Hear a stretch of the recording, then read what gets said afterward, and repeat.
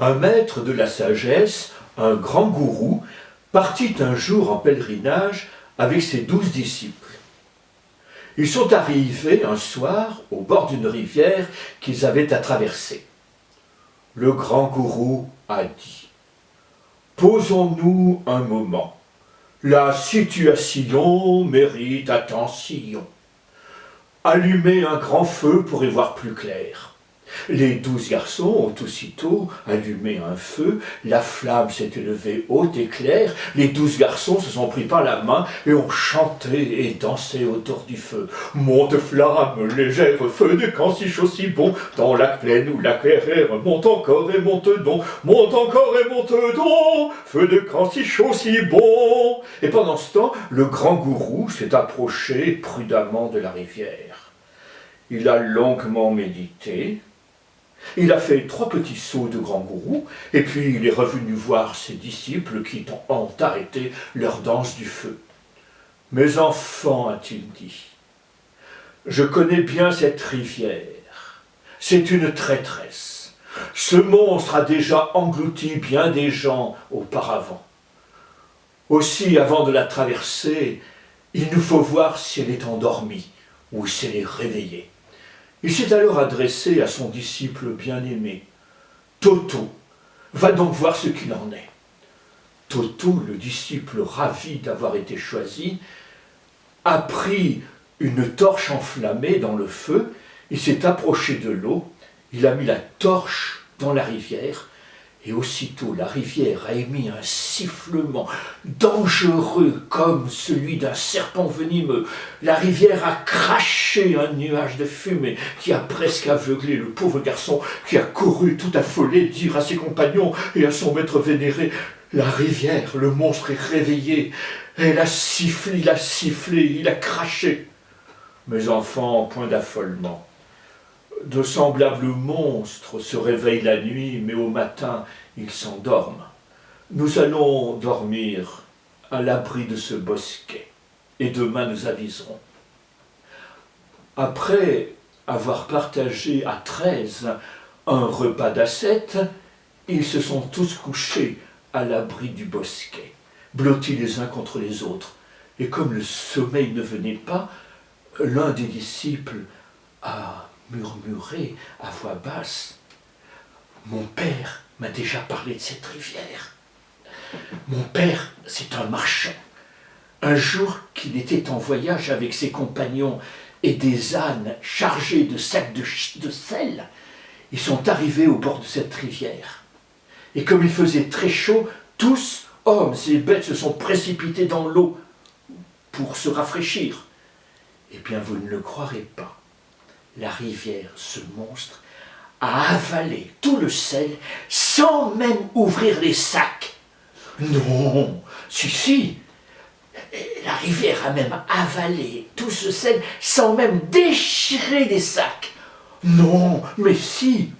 Et pourtant, les hommes, mon père, ses compagnons et les bêtes, s'en sont sortis sains et saufs. Non, si. Ils ont fini par s'endormir. Le lendemain, le grand gourou a tiré de son sommeil son disciple bien-aimé. « Allons, Toto, va voir ce qu'il en est. » Et le disciple, heureux d'avoir été choisi, a pris au passage une torche éteinte qui n'était plus que charbon de bois. Il s'est approché prudemment de la rivière, il a mis la torche éteinte dans l'eau. Aucun sifflement, aucune fumée.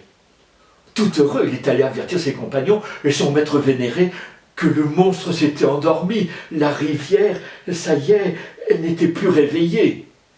Alors, le maître de la sagesse, le grand gourou, a dit « Mes enfants, il faut nous dépêcher de traverser cette rivière. » Ils se sont tous pris par la main et le gourou en tête, ils ont traversé sur l'autre rive. Ils avaient de l'eau jusqu'aux genoux. Et lorsqu'ils se sont retrouvés de l'autre côté, les disciples ont remercié leur maître vénéré de les avoir sauvés d'un pareil danger. Mais à ce moment-là, il y a l'un d'entre eux qui s'est adressé à son maître, « Ô grand gourou, est-ce que nous sommes bien sûrs que nous sommes tous là, sains et saufs? est-ce que l'un d'entre nous n'a pas disparu? Est-ce que la rivière n'a pas avalé l'un d'entre nous comme tribut? Oh, le maître lui a dit, il y a de l'intelligence entre tes deux oreilles, mon enfant.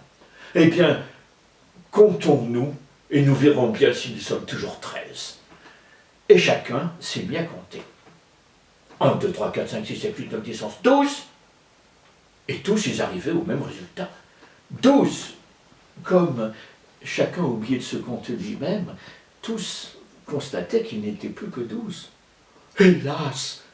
3 fois hélas! Hélas, hélas, hélas! Se sont-ils écriés. La rivière a avalé un de nos compagnons. Ils se sont mis à bramer comme des biches au clair de lune.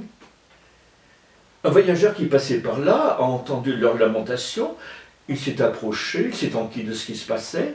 Il a tout de suite compris à qui il avait affaire. Il leur a dit que s'ils consentaient chacun à lui donner une roupie, il pourrait les tirer d'embarras. Oh, chacun s'est empressé de donner une pièce à leur sauveur. Eh bien, voilà ce que vous allez faire. Vous allez aller dans les champs et vous allez remplir vos sacs de bousses de vache. Ensuite, vous viendrez l'étaler en un long ruban. Vous vous mettrez tous devant ce long ruban de bousses de vache, les uns à côté des autres, pour faire une longue file. Vous vous agenouillerez et vous mettrez votre tête dans la bouse de vache en mettant bien votre nez. Et c'est ce qu'ils ont fait. Et quand ils se sont relevés, le voyageur leur a dit, eh bien maintenant, chacun, comptez le nombre d'empreintes de nez dans la bouse de vache. Alors, ils ont compté. Et bientôt tous, ils ont dit à voix bien haute, j'en compte 13, moi aussi 13, 13 miracles. Notre sauveteur nous a tirés d'embarras, il a retrouvé notre compagnon, béni soit-il. Alors tous, le gourou, avec ses 12 disciples, a continué son voyage. Et le voyageur s'est dit qu'au fond, c'est en leur mettant le nez dans la bouse qu'il avait réussi à les tirer de la merde.